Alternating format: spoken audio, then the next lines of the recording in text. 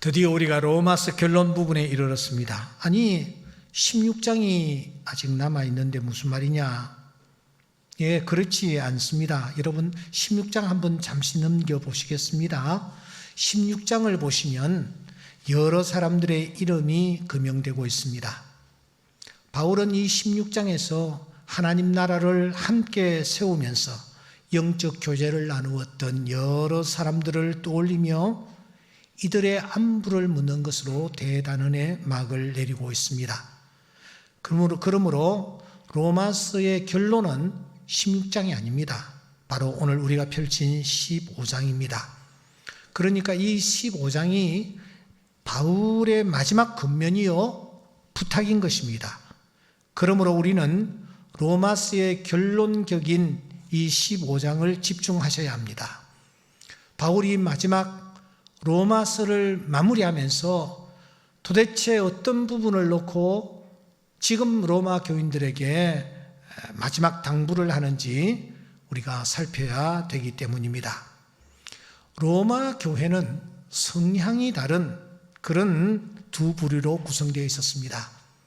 한 부류는 이방인이었다가 예수를 믿게 된 사람들, 또 한 부류는 유대인이었다가 예수를 믿게 된 사람들입니다. 한쪽은 이방인입니다. 한쪽은 택함받은 선민입니다. 한쪽은 로마의 시민권을 가지고 있는 사람들입니다. 한쪽은 그곳에 이민을 온 사람들입니다. 한쪽은 세계를 정복한 막강한 힘을 가진 부류입니다. 한쪽은 정복당한 아주 미미한 그런 힘을 가진 사람들입니다. 여러분, 그러니까 이 둘은 그야말로 기름과 물과 같은 관계였습니다.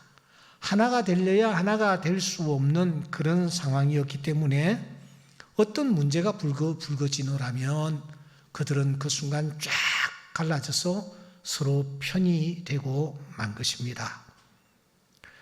로마 교회만 그러했습니까? 초대교회를 가만히 살펴보면 여러분 교회들마다 다 이런 문제들을 가지고 진통을 하고 있었던 것을 볼 수 있습니다. 골로새 교회는 어떠했습니까? 2장 16절에 보니 먹고 마시는 것과 절기나 초하루나 안식일을 이유로 누구든지 너희를 비판하지 못하게 하라. 고린도 교회도 그러했습니다. 근로의 편으로 내가 들으니까 너희 가운데 분쟁이 있다 하는구나. 여러분 그 유명한 에베소 교회도 마찬가지였습니다. 평안에 매는 줄로 성령이 하나 되게 하신 것을 힘써 너희들 지켜라.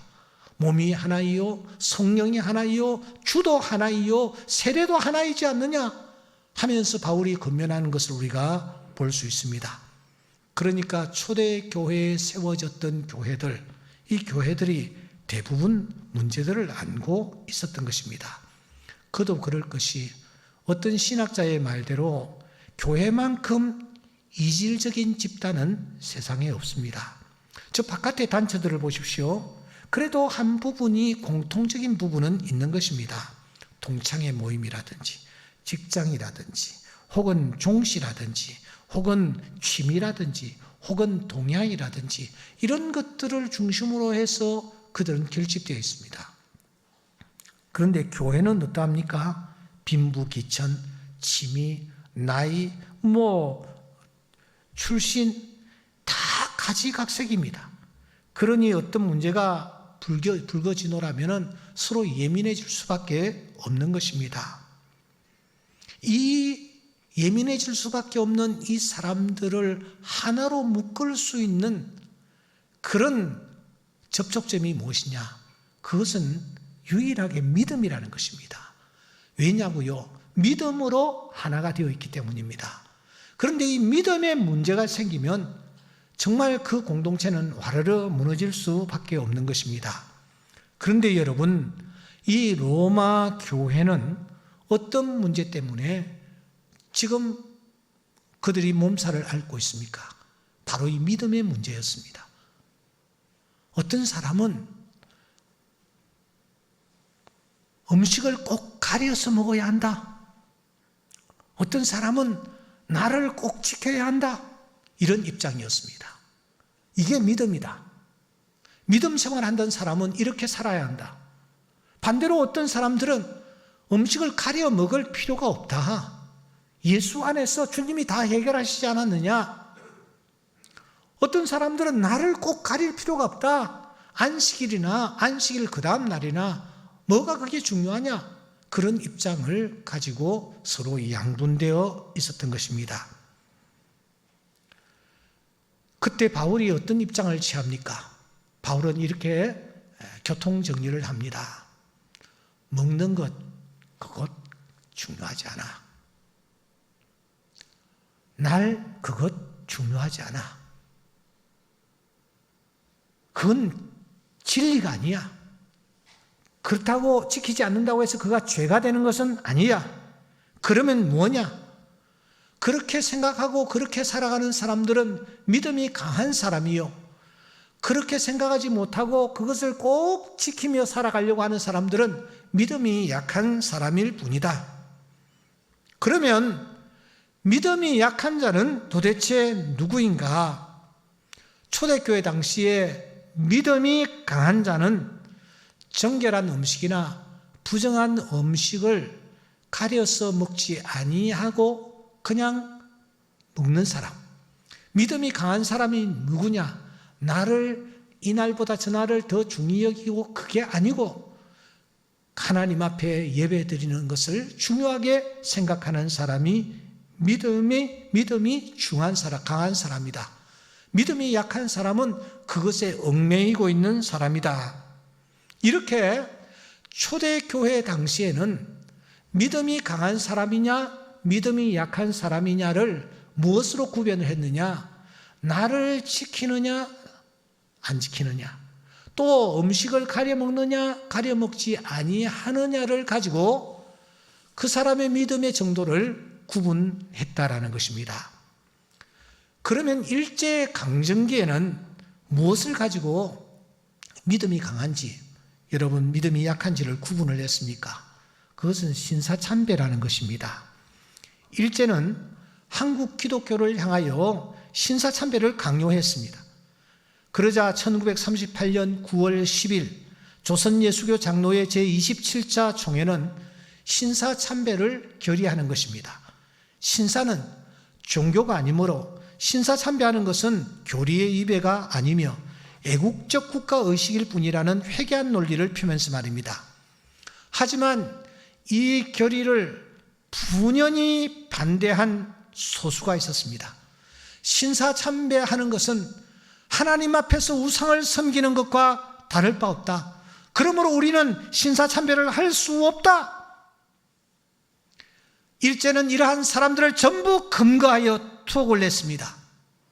기록에 의하면 당시 한 2,000여 명 정도 되었습니다. 이들이 옥중에서 순교하는 순교자도 나왔습니다. 약 50명이 감옥에서 순교를 했습니다. 그리고 마지막까지 이 일제에 계속해서 항거하며 신앙의 순결을 지키다가 해방이 되어서 감옥에서 추록한 성도가 17분이었습니다. 그 17분 가운데서 대표적인 분이 한상동 목사입니다. 이분이 제가 다니던 신학교에 가끔씩 오셨습니다. 그리고 체프를 인도하곤 했습니다. 그분의 모습을 직접 뵙고 그분의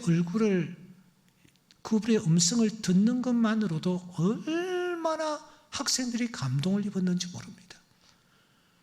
크게 소리도 내지 않았습니다. 발걸음도 조용조용했습니다. 하지만 한마디 한마디가 신학생들에게 큰 감동으로 다녀온 것입니다. 모두 다 그분 앞에서 고개를 숙이고 경의를 표했습니다. 우리도 저런 신앙을 이어가야 되지 않겠는가, 그런 생각까지 했더랬습니다. 그런데 교회의 역사는 이 한 목사님의 사모였던 김차숙 여사를 더 귀한 분으로 기술을 하고 있습니다. 김차숙 사모는 경남 진해 웅천에서 그가 성장을 했습니다. 집안도 아주 뼈대가 있는 유명한 이 독립투사의 딸이었습니다. 그는 진해에서 저 평양에 감옥살이하고 있는 남편 한 목사의 옥바라지를 혼자서 해내고 있습니다. 여러분, 진해에서 평양이 도대체 어디입니까? 그는 옥중에 계신 목사님이 마음이 흔들릴 때마다 마음이 흔들리지 아니하도록 기도로 뒷받침을 했습니다. 뿐만 아니라 평양에 올라가면 남편을 면회하고 감옥의 사정을 듣고 감옥에서 순교한 사람이 나타나면은 평양 산정현 교회 마당에다가 이렇게 큰 독을 하나 갖다 놓고, 독을 갖다 놓으면은 교인들은 또 감옥에서 누군가가 한 분 순교를 하셨구나 하고서는 장례에 필요한 물품들을 전부 이 일본 순사 몰래 그 독 안에다가 갖다 놓습니다. 그러면 김차숙 사모는 그 장례 물품을 가지고 감옥에서 순교한 분의 장례식을 치르곤 했습니다. 그러면서 남편을 기다렸던 것입니다. 그는 이렇게 평소에 말했습니다. 누가 와서 우리 목사님을 달라 하면 머리카락 한 올도 줄 수 없습니다. 그러나 하나님께서 장차 조선교회를 위하여 목사님을 순교 제물로 달라 하니 우리는 생명까지 이미 바쳤습니다. 이와 같이 일제강점기에는 신사참배를 가지고 정말 믿음이 강하냐, 믿음이 좋으냐, 믿음이 약하냐를 구분하는 잣대로 사용했더랬습니다. 그러면 여러분, 오늘은 우리가 무엇을 가지고 믿음이 강하냐, 믿음이 혹은 약하냐를 판별할 수 있을까요? 도대체 어떤 것을 가지고 오늘 우리의 믿음을 검증할 수 있느냐라는 것입니다. 여러분들은 어떤 사람을 보면서 믿음이 강하다라고 말씀합니까? 믿음이 약하다라고 여러분들은 손가락을 내밀고 있습니까? 그 사람이 새벽 기도를 빠지지 않습니까? 그 사람이 주일날 성수주의를 꼭 하고 있습니까? 그 사람은 소득의 10의 1을 드리고 있습니까? 열심히 교회를 봉사하고 있습니까? 쉼 없이 기도하고 있습니까? 단기 선교도 빠지지 않고 참석합니까? 금식도 자주 합니까? 일절 세상의 오락이나 취미 생활을 끊고 시간만 나면은 기도하고 성경을 읽고 있습니까? 전도도 열심히 하고 있습니까? 성경 필사도 하고 암송도 하고 있습니까? 또 무엇이 있을까요? 이런 분들 여러분 바라보면서 믿음이 좋은 분이라고 그렇게 생각합니까? 우리는 이런 사람들을 보면서 저 사람은 정말 믿음이 참 좋다, 정말 믿음의 사람이다, 이렇게 생각들을 합니다. 다시 묻습니다.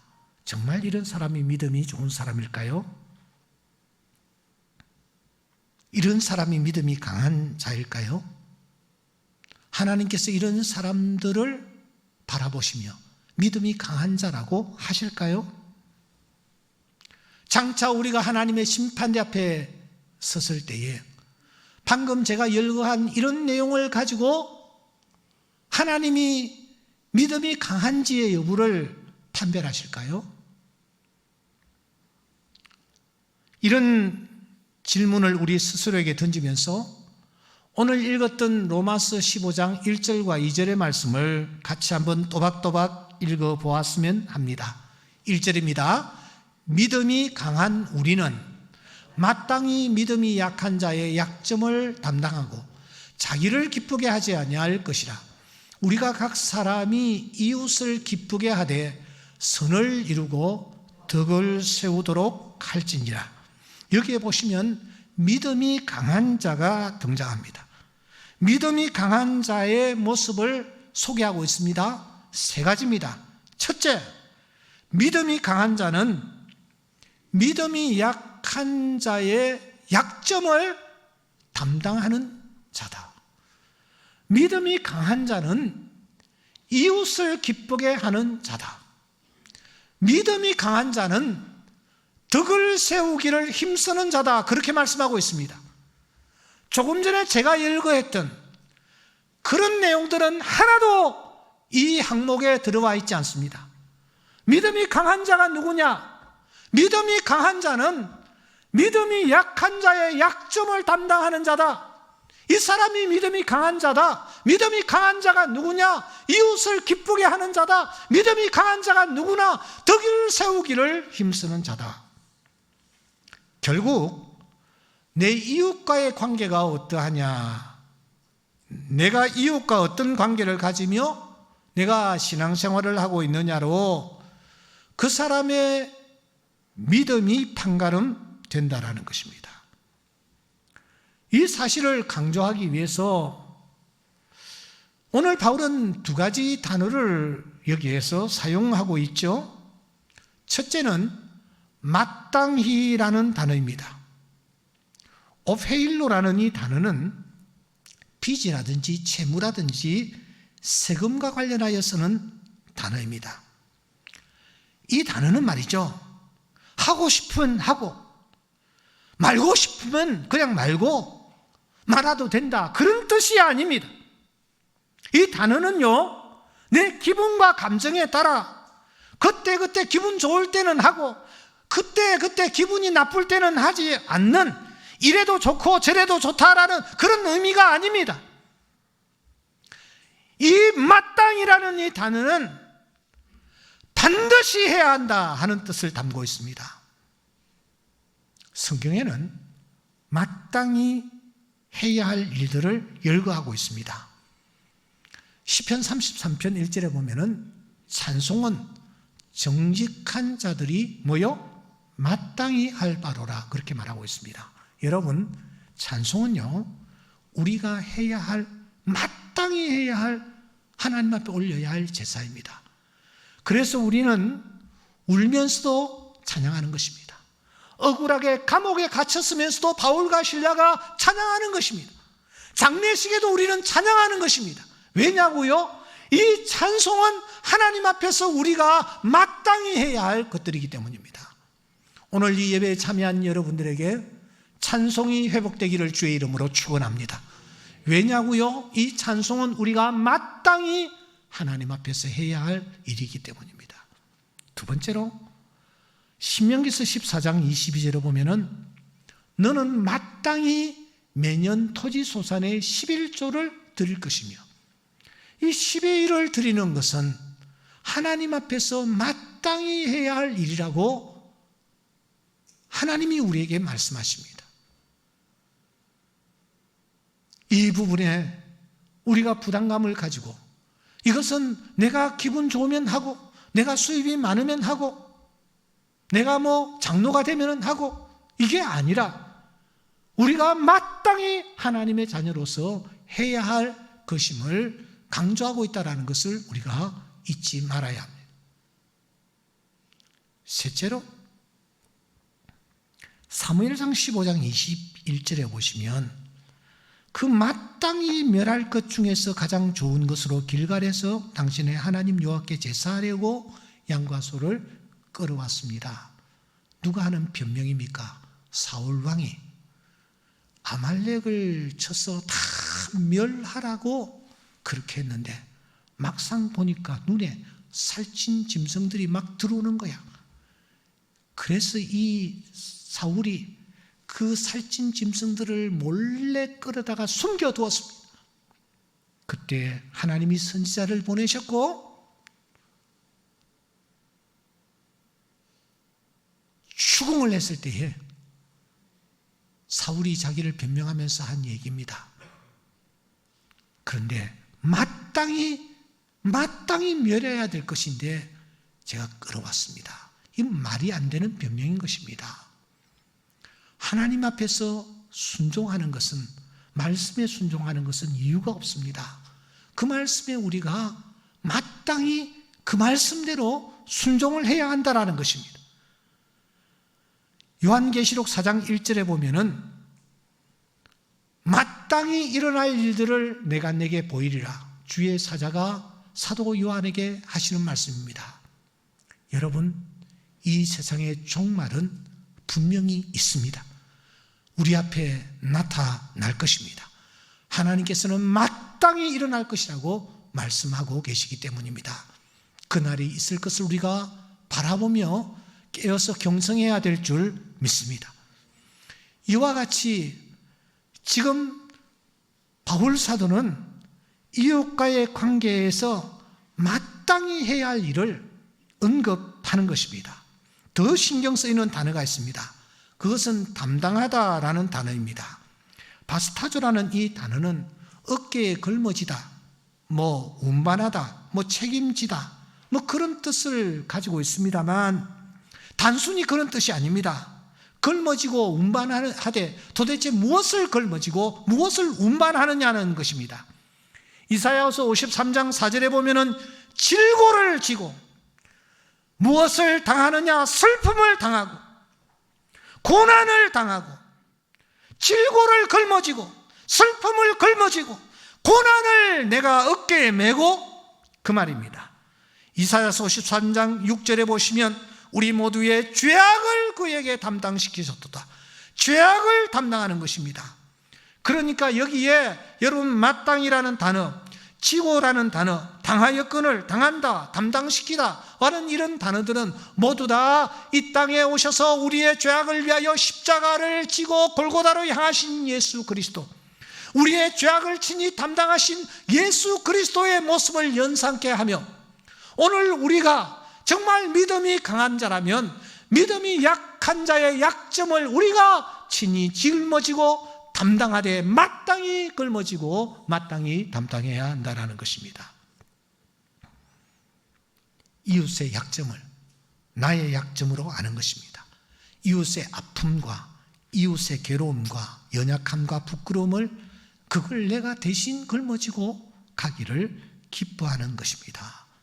이런 자는 결국 무엇을 하는 자입니까?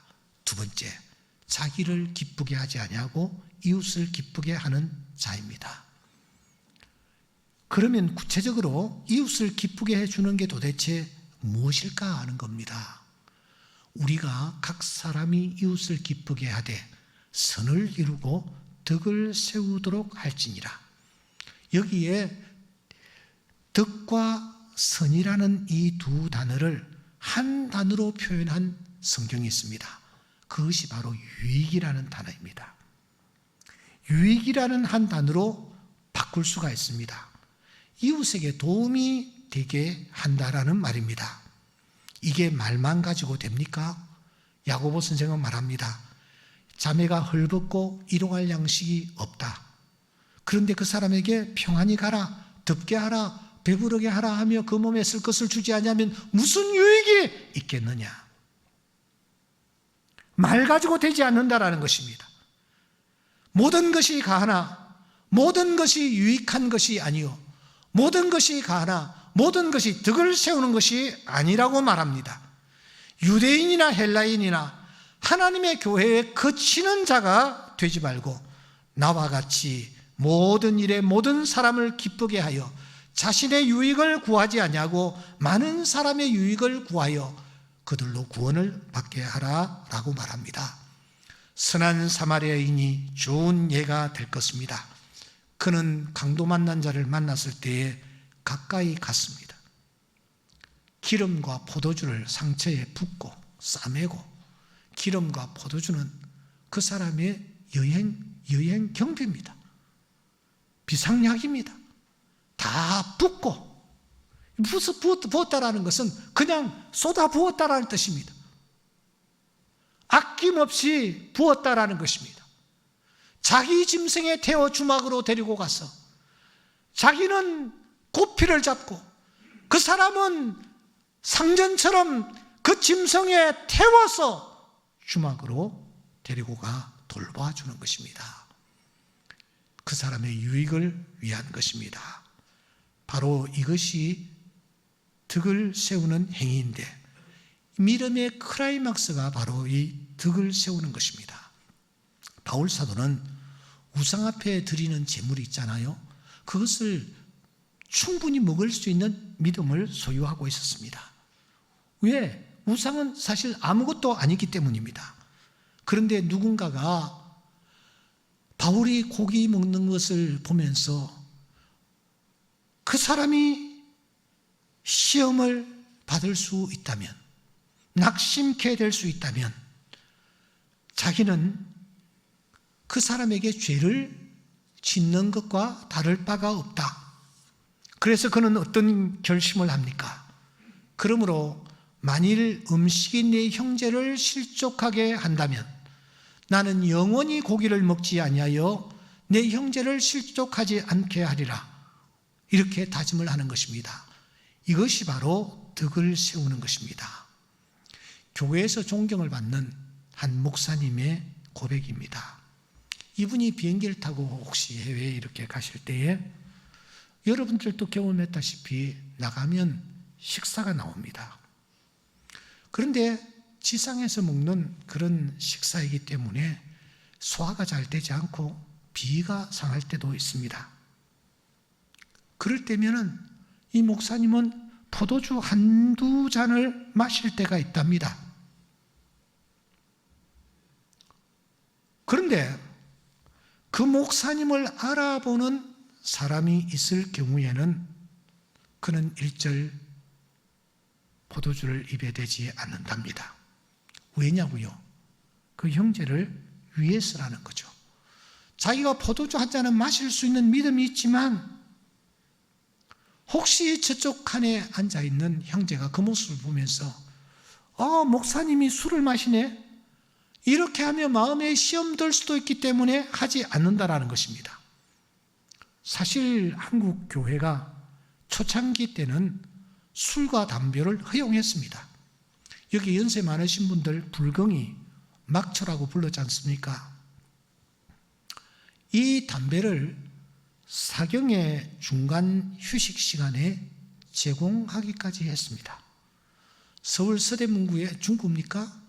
거기에 이화여고가 있는데 그 자리에 정성댁이 있었는데 그곳에서 사경회를 가끔씩 했습니다.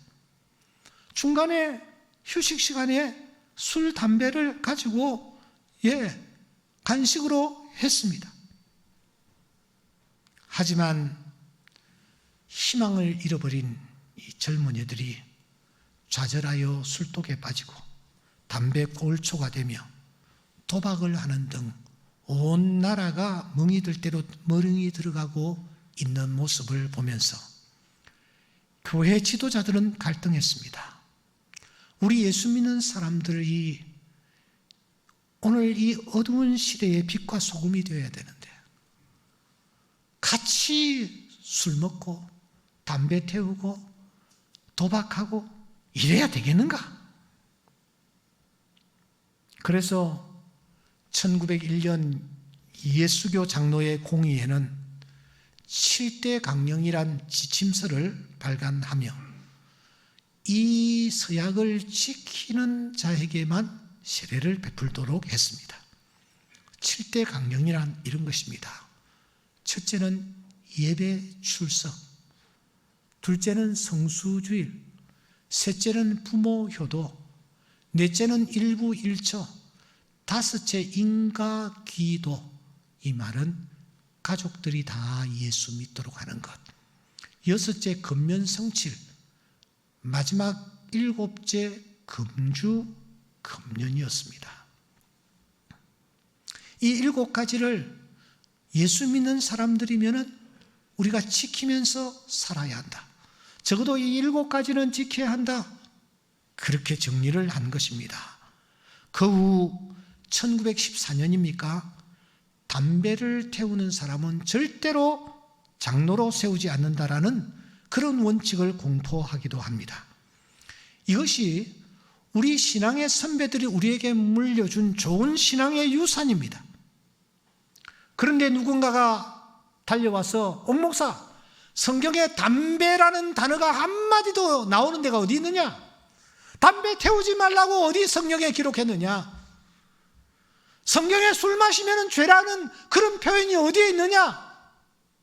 그런데 왜 담배를 가지고, 왜 술을 가지고 사람에게 부담을 주느냐 하면서 저 뒤쪽에 나와가지고 뻐끔뻐끔 담배를 태우고 술이 근하게 취해가지고 나와가지고 엉뚱한 소리를 한다면 여러분, 그 사람을 바라보면서 오늘날 한국 교회 성도들이 시험을 받지 않을 수가 없으며 낙심치 않을 수가 없는 것입니다.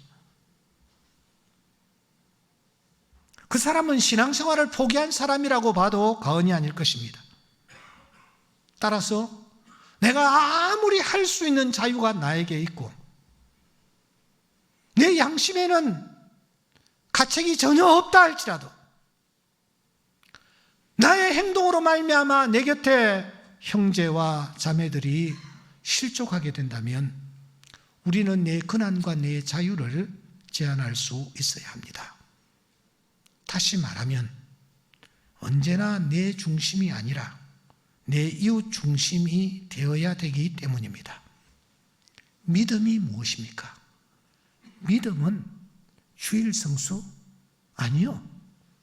믿음은 봉사? 아니요. 믿음은 새벽기도 빠지지 않고? 아니요. 믿음은 내 이웃과의 관계에서 내 믿음이 드러나기 때문입니다. 이러한 삶을 바울이 무엇이라고 말하느냐 하면은 로마서 15장 7절에 이렇게 말하는 것입니다. 우리 다 같이 한번 읽어보겠습니다. 시작. 그러므로 그리스도께서 우리를 받아 하나님께 영광을 돌리심과 같이 너희도 서로 받으라. 주님께서 더럽고 추악한 우리를 그냥 받으셨습니다. 안으셨습니다. 죄인인 우리를, 허물 많은 우리를, 머리로부터 발끝까지 상하고 터지고 새로 맞은 흔적뿐인 우리를, 약점투성이 쓰러지고 넘어지고 자빠지는 우리를 하나님은 그냥 안으셨습니다.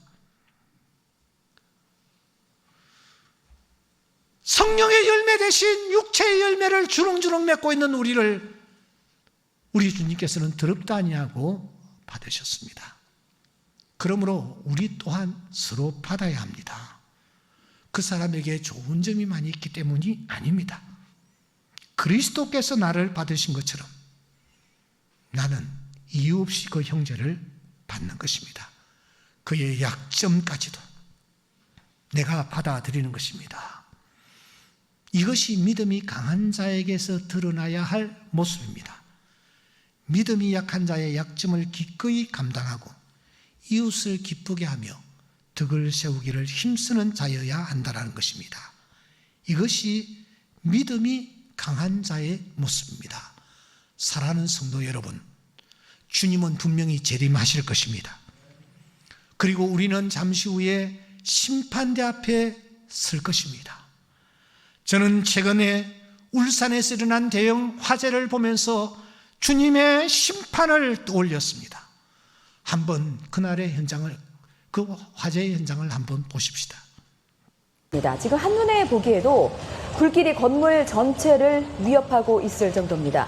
불에 탄 건물 외벽 재질이 지금 바람에 날려서 속수무책으로 떨어지고 있는 모습도 확인할 수 있습니다. 밤 11시 7분이었습니다.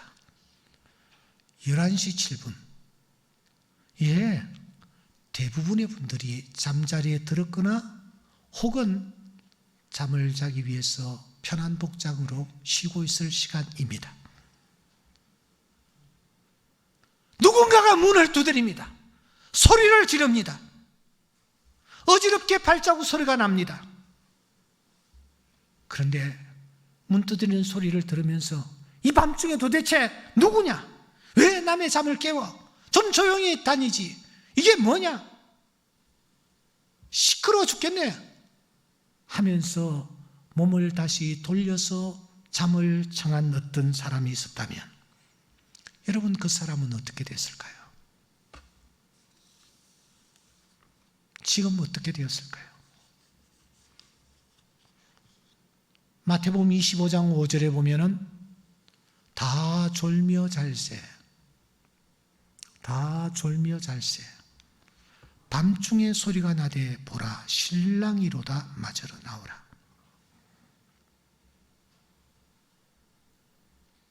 화재가 난 현장에서 무엇을 챙겨 나오려고 했었겠습니까? 아마 기중품들도 또 현금들도 이것을 다 두고 나왔을 것입니다. 정말 억울할 것입니다. 다 탔을 것이기 때문입니다. 여러분, 우리가 하나님 앞에 가지고 나갈 때 다 없습니다. 다 타버립니다. 그러나 오직 하나 남아있는 것이 있습니다. 그것은 그분에게 보여주어야 할 우리의 믿음입니다. 누가복음 18장 8절에 보시면 인자가 올 때에 세상에서 믿음을 보겠느냐 이렇게 말씀하셨습니다. 하나님이 보시려고 하는 것은 믿음입니다. 믿음만이 남아있습니다. 왜냐고요? 이 믿음은 베드로전서 1장 7절에 있는 대로 불로 연단하여도 없어질 금보다도 더 귀한 것이 믿음이기 때문입니다. 주님이 나타나실 때에 그 믿음을 가진 자가 칭찬과 영광과 존귀를 얻게 될 것입니다. 그런데 그 믿음은 무엇이냐? 내 이웃과의 관계에서 나타나는 것이라는 겁니다.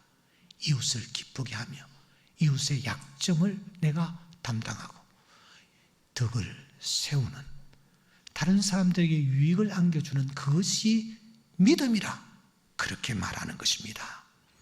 사랑하는 성도 여러분, 저는 개인의 이기적이 가장 이타적이다라는 말을 듣고서는 고개를 갸우뚱했습니다.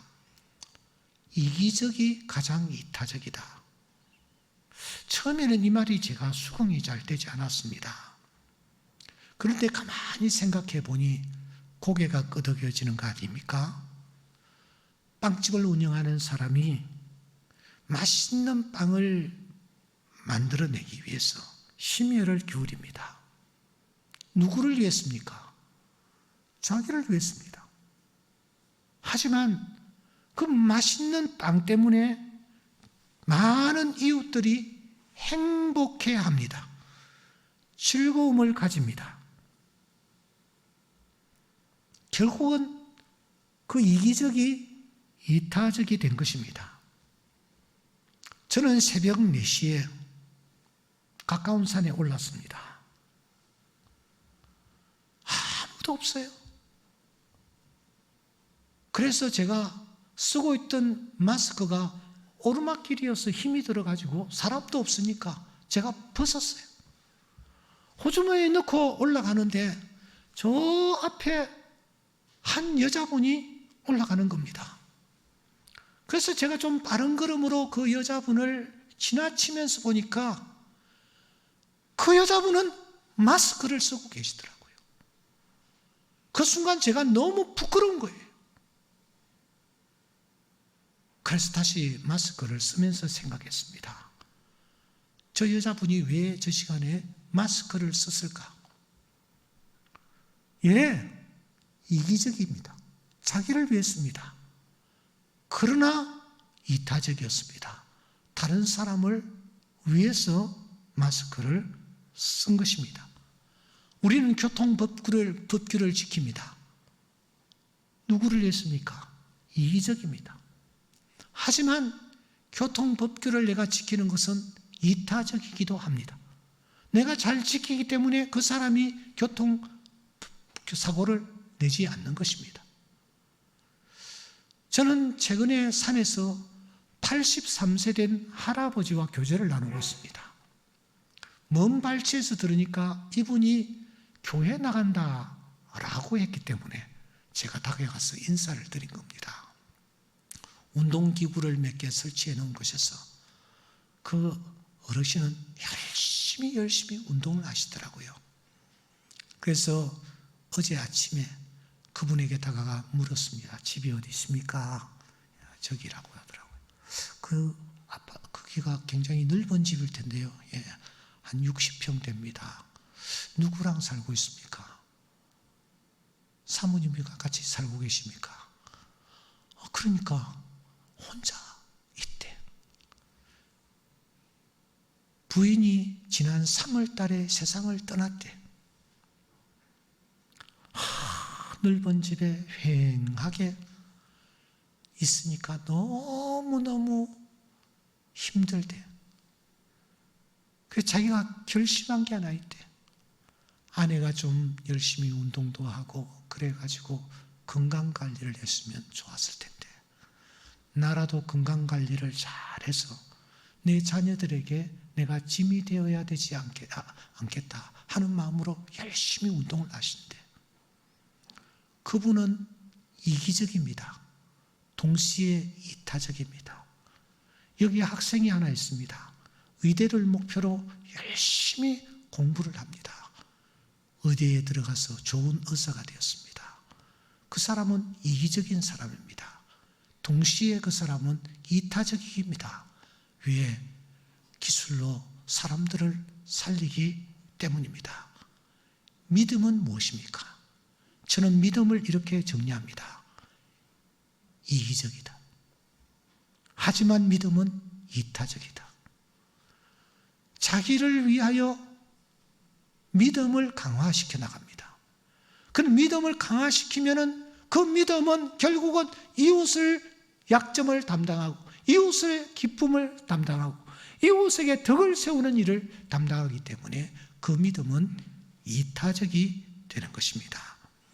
그래서 바울은 믿음이 무엇인지를 논하는 이 로마서를 마무리하면서 믿음이란 도대체 무엇인가? 믿음이란 이기적이다.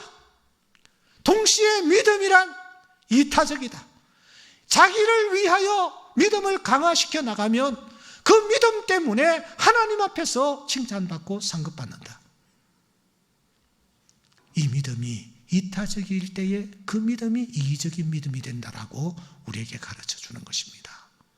사랑하는 성도 여러분, 우리는 오늘 로마서 15장 7절의 말씀을 그래서 마음에 깊이 새겨야 합니다. 그리스도께서 우리를 받아 하나님께 영광을 돌리심과 같이 너희도 서로 받으라. 한번 따라해 봅시다. 너희도 서로 받으라. 너희도 서로 받으라. 이 진리가 우리 마음 빗돌에 새겨지는 귀한 시간 될 수 있기를 주의 이름으로 축원합니다. 기도드리겠습니다.